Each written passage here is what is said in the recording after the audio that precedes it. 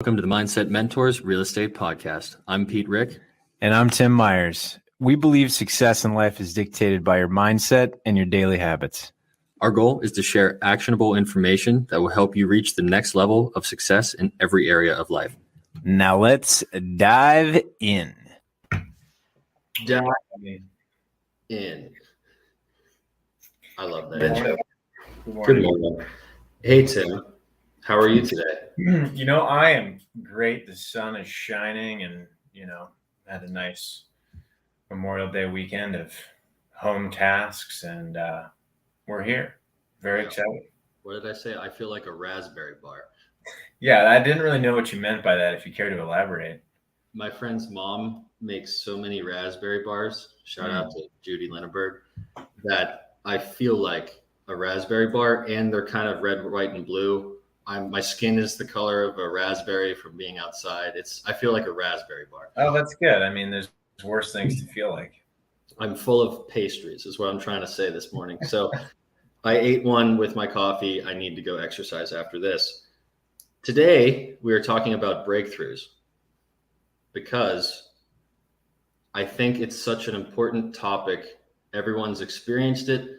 Tim and I are trying to just share maybe a little bit more about our backstory.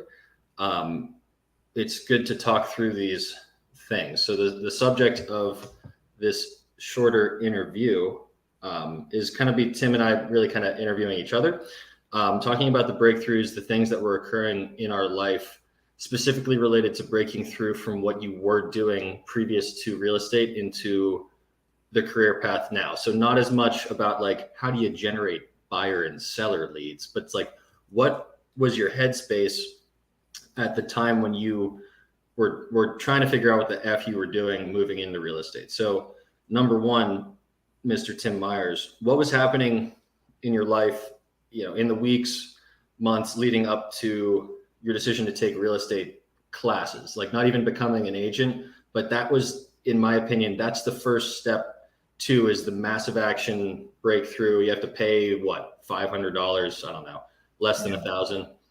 What was happening in your life leading up to that decision to take the classes specifically? Yeah.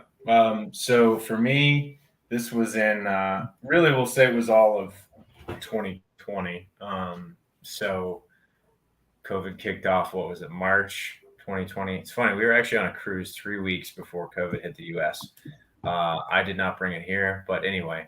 So, what was going on in my head? I had been with my company for about a year and a half, and I really was not happy. I was in a business development role in a private company, and I think everything lined up for a reason. The opportunity got me over to Pittsburgh, and I truly believe that we were meant to be here.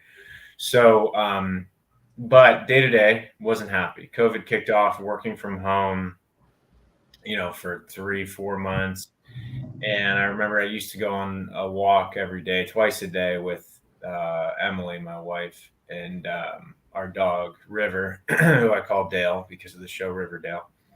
So us and Dale would be walking a couple times a day. And I just would catch myself just complaining about work and how it's not fulfilling and how I don't get a sense of purpose like I used to, and et cetera, et cetera. And Emily basically just said, well, what are you going to do about it? Because I'm getting really tired of hearing you talk about it and not doing anything about it. And I said, that is correct. Thank you. That was kind of just like the slap in the ass of like, well, you going to do anything about it or just keep walking every day and pissing and moaning? So yeah, for me, that was a big one, right?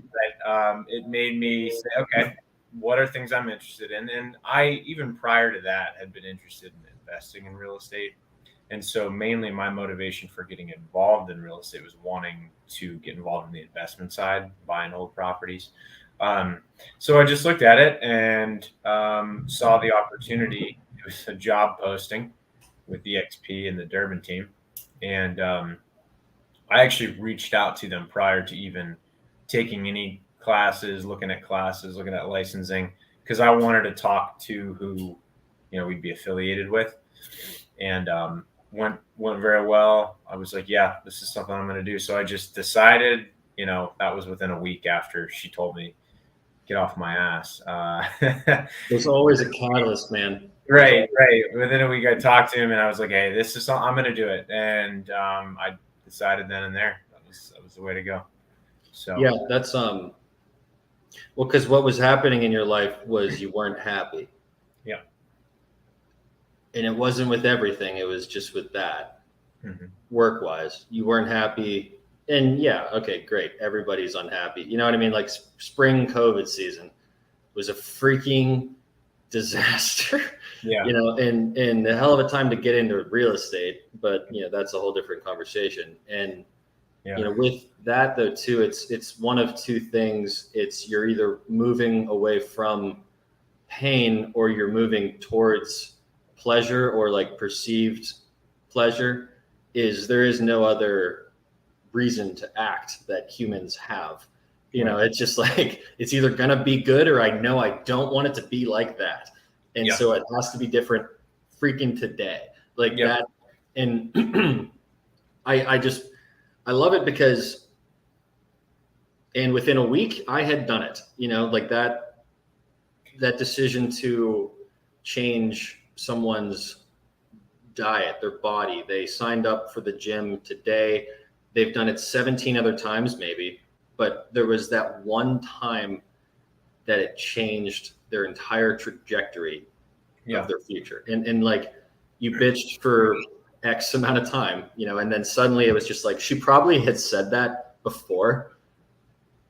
Most likely. Have you ever asked her? I'm sure. Yeah. I don't think like, one, well, it's not, and that's my point too. It wasn't maybe the first time she said it. Right. You're like, man, oh God, I just hate my job. And she's like, I love you, change it, idiot. Yeah, right. That was the time with like the most matter of fact, it's the power of one more. She just told you to shut up one more time. Sure did. Yeah. But I think, and this is the other thing too, is during COVID, everyone had so much time to think, and so getting very deep in your own thoughts, you're very introspective. That's what happens when you lock down everyone for months on end. Who knew? But the point of that is I just started realizing like, hey, I'm comfortable making a good wage and household income. Great. We're on a great track. However, I was so dissatisfied with what I was doing that the money did not matter to me. And I told myself I need to take a bet on myself, take a risk on myself, and believe in myself that I will figure this out and it will work out. And it did. So I'm happy I did that. That doesn't mean there aren't bad days in between, but it is what it is. Let me flip the script on you, Rick Peters. How long was getting involved in real estate kind of in the back of your head? Yeah, I mean, mine's similar in the sense that it was in the back of my head for a long time.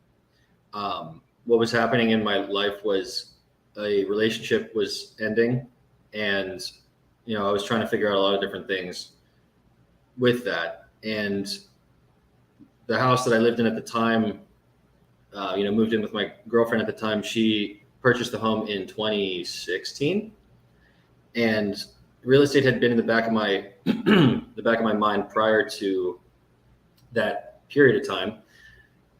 But I always just liked it. I always enjoyed it. I think it might have to do with my dad being in the like construction contracting area, and my mom was always involved in interior design, and I just think architecture is interesting, and I like sales, talking to people. Like it's kind of a perfect storm. It was in the back of my mind for like 3 years, maybe more. And what motivated it, I think, was moving through jobs that seemed to be dead end, even though they necessarily weren't. It was like medical sales, but like I did fine. I did fine enough. It just similar though, where it was like, is this all that I'm gonna do? It's just like, what is and I go back to how long was it in the back of your mind before acting on it? So your question, I always say too, like I made a lot of money in high school and like even after high school into college, cutting grass. And one summer, my friend's dad was an attorney. He had an estate, and I renovated and flipped the house myself, with help from friends. Like I would work all day as a landscaper, cut grass, and then go till the sun went down, chopping down tree limbs and painting cabinets. And I, flipped this house for him. And I think that was my first exposure to real estate, was early in college, like in understanding like, wow, there's a lot of money to be made here, was motivating. But I like the freedom of it. And so I don't have a specific date, but what was happening in my life was a lot of turmoil. In hindsight being 2020, it was all the right decision to move, to where I am now. But I think I was looking for control of my own destiny. Sure. In whatever capacity that is with real estate, because the joke that I often say is like, I didn't want, Karen in HR to tell me how much money I was supposed to make. It's like, because F her, I work harder than everybody and I will beat you.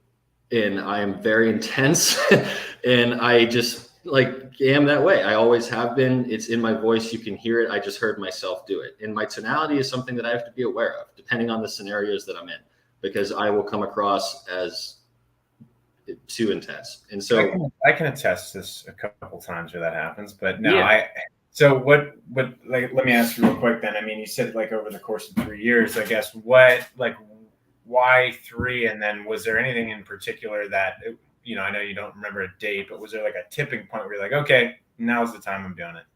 Yeah, I think it was because I was doing the bare minimum at my job because I hated it. And I was already doing outside sales, and I knew that I didn't want to do it for another year. And that coupled with, and I just will preface it by saying she's an absolutely beautiful human being. The relationship was ending, and I had a lot of uncertainty in other areas of my life. And it was something that I could take control of for myself. So I think the tipping point was like, I need a big change. And I changed a lot of big things. I changed my relationship, where I live, and my career. That's all of it during COVID. So you know what I mean? And I just like, I don't know.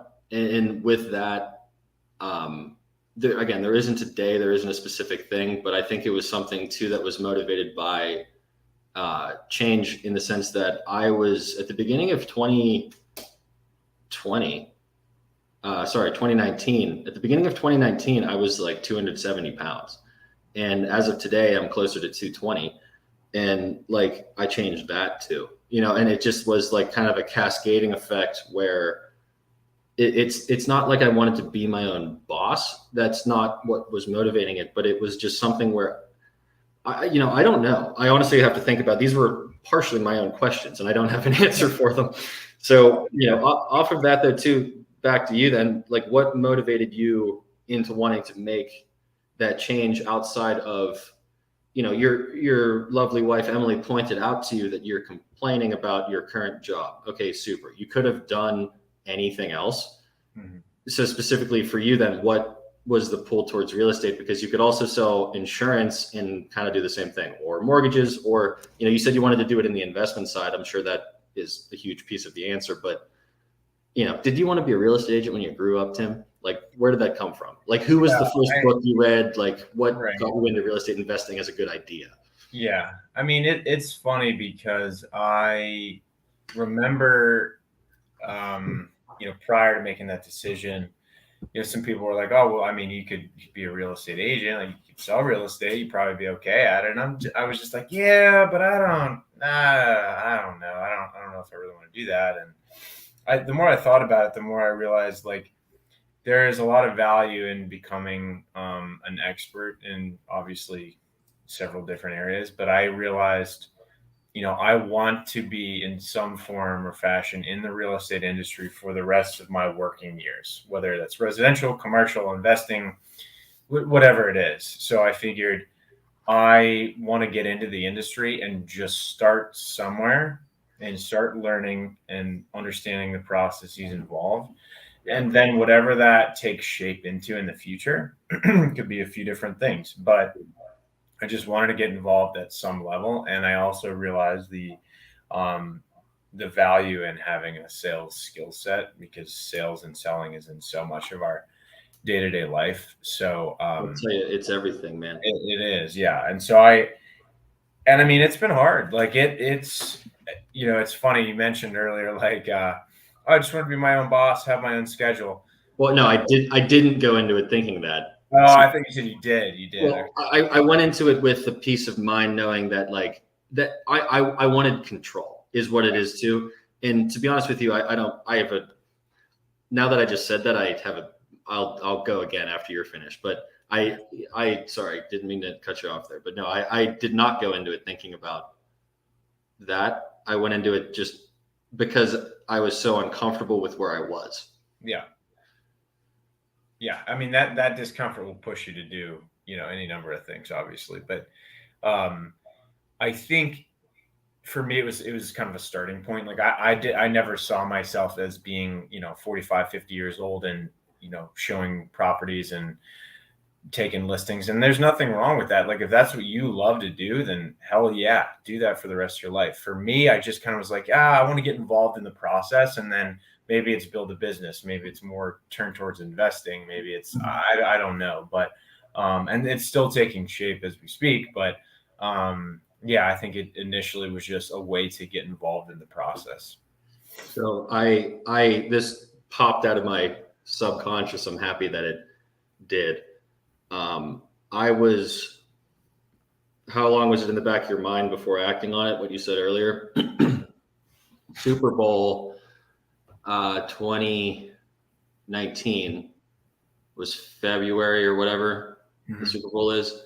Yeah. So I was driving from my friend Renard's house in Bellevue back to Mount Lebanon, and you come down Banksville Road, and there's like on your left side of and I was starting to tell people, I was like, I think I'm gonna do this.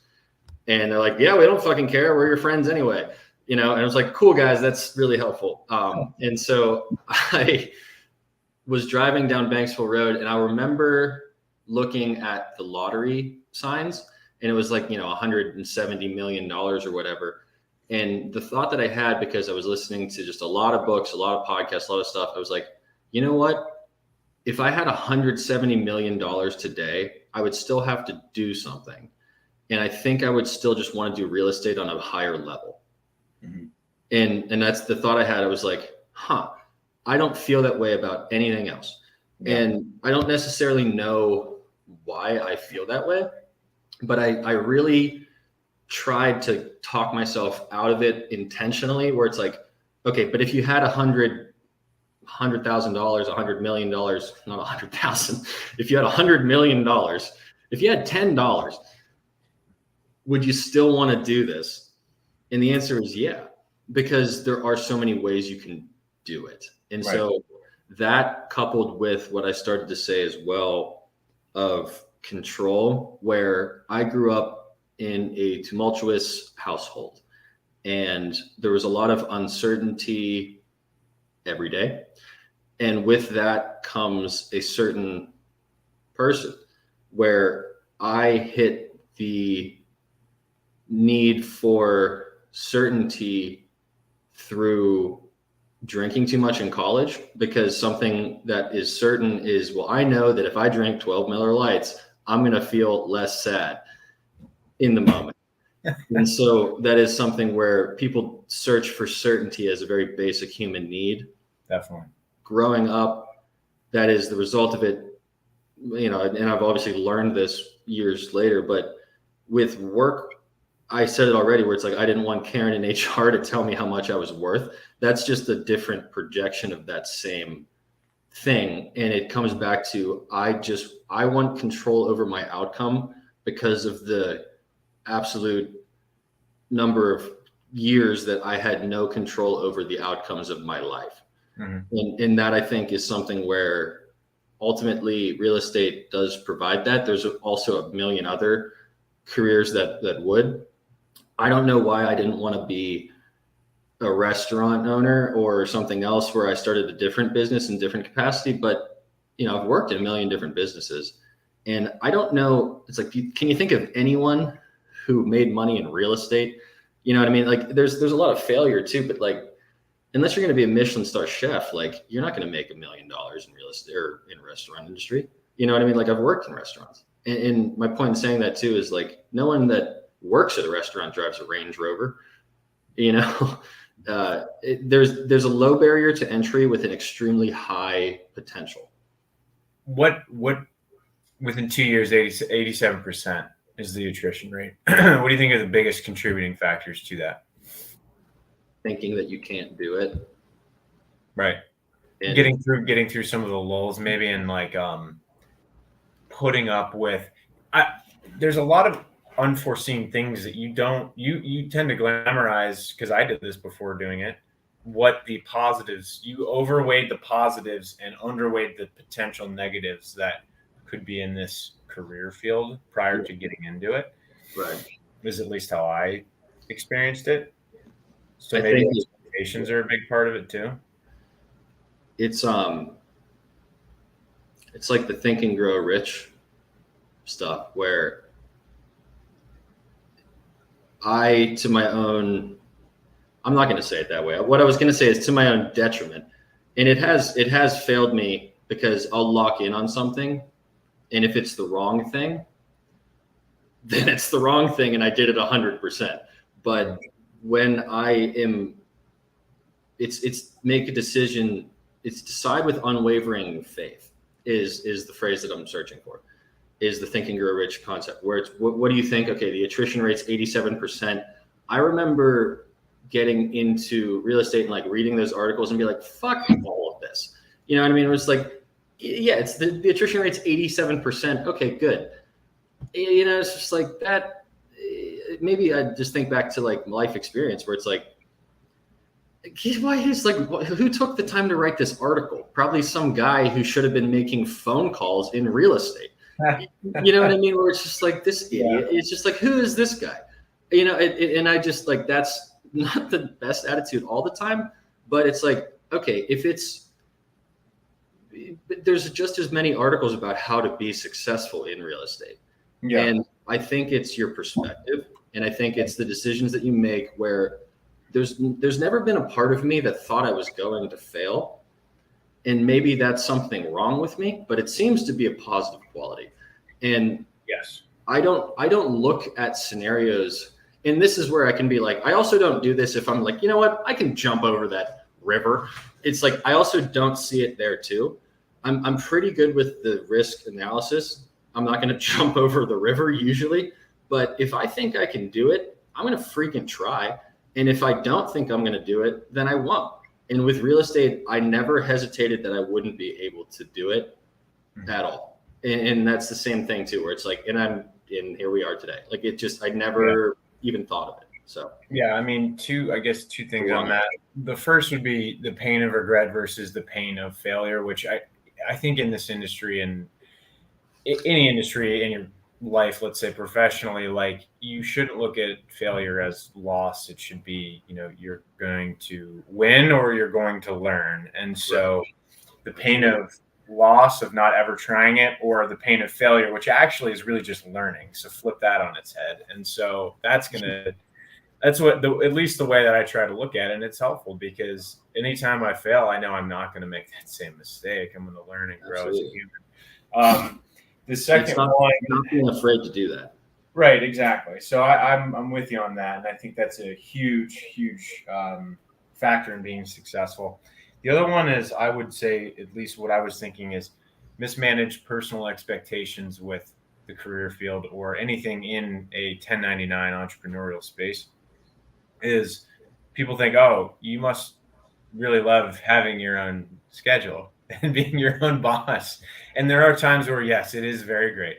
There are times where it is hell, because you are your own accountability partner. And that's not to say you can't, partner with somebody else.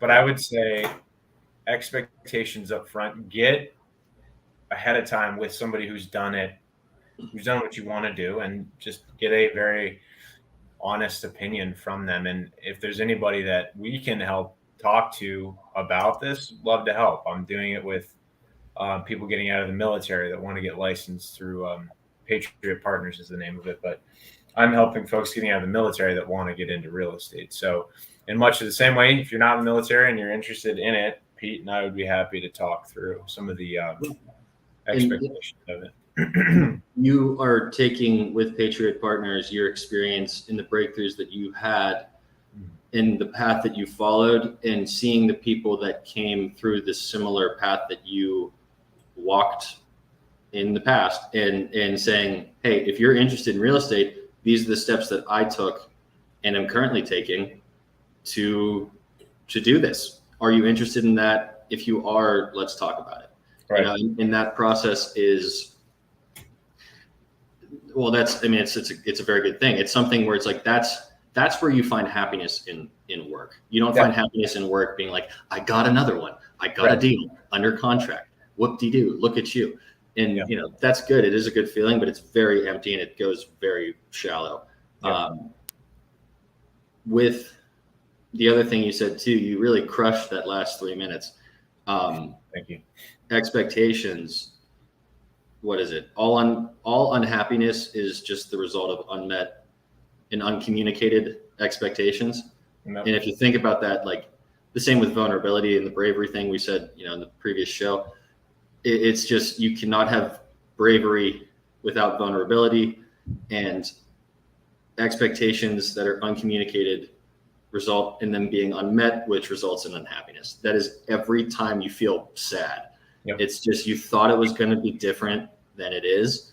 And if you get pretty granular about what it's going to take, specifically in the context of real estate, what am I going to actually have to do to sell 100 houses? Yeah. A lot of stuff. And it's really hard. Right. I don't want to, I don't want it unless I have a team, but yeah. Well, a team is different. I'm just saying individually, me. And so with that though, it's like, okay, well, how much do you actually want to do? Break that down. And I think that's what I enjoyed the most about it too. So what motivated you to want to make that change? Ultimately, to summarize, it's being in control of my own destiny in some capacity, in the same way that my favorite casino game is blackjack, because I get to at least make some choices, and it's not just the spinning wheel of chance on roulette, where like, I understand, hopefully that metaphor makes sense. I understand that I can still influence my outcome in a much more significant way. And that's what's so attractive to me about it, because I want to be able to give myself and my future family choices, right? And not necessarily have control over my day, but have the ability to make the decision and the choice and control where I want to go on vacation, or if I even can. Yeah. I can go anywhere I want. That's what I mean by control. I can choose whatever I would like. So I think, what? It's funny you say blackjack, because that is actually the perfect analogy. And here's why. Roulette, you have no bearing, no control whatsoever. Blackjack, you have more control. However, you don't have full control. Meaning that's what being an entrepreneur is like. Yeah, exactly. So like the control aspect, you can control your schedule until you get 15 detours with buyers under contract. However, you do control how you respond to those situations and how you keep your schedule on task, or you veer off course throughout your day and then get upset at the end of the day because you didn't get anything done. But the point is, you don't have control over the external things, like we're saying, but you do have the control over how you respond to it, and if you let it derail your day or not. And I think that balance is what's difficult, but also enjoyable. Yeah. And it's something that it's also okay. I think the 87% attrition rate, there's a whole lot of people that do it for 2 years and then they're like, I don't really like this. I'm going to move on to something else. Yeah. There's so many factors where like, so, I'm happy you said that, because I haven't thought about that in a while. But the same way we talked through in a listing presentation, where it's like, listen, I don't know why the house down the street sold for the price that it sold for. And there's a whole, hey, if you want to talk to us about Patriot Partners or joining EXP in general, we can give you the whole listing presentation outline. Yeah. However, it's not necessarily looking at the past to determine what your future is going to be as well. And so I don't really give a shit that 87% of people have failed, because there's a whole lot of factors that I don't necessarily understand that has contributed to those 87% of people losing. What about the people that didn't? What did they do? That's what I want to read an article about. Yep. Screw your article about why everyone failed. Why don't you share something productive that would help the people succeed? So Right. hopefully that's what we do with Mindset Mentors. Focus on the good stuff. Yep. Go team. Go All team. right, Tim. Thank you for listening. Appreciate everybody. If there's anything we could ever help you with, please reach out, let us know. And thank you for listening again.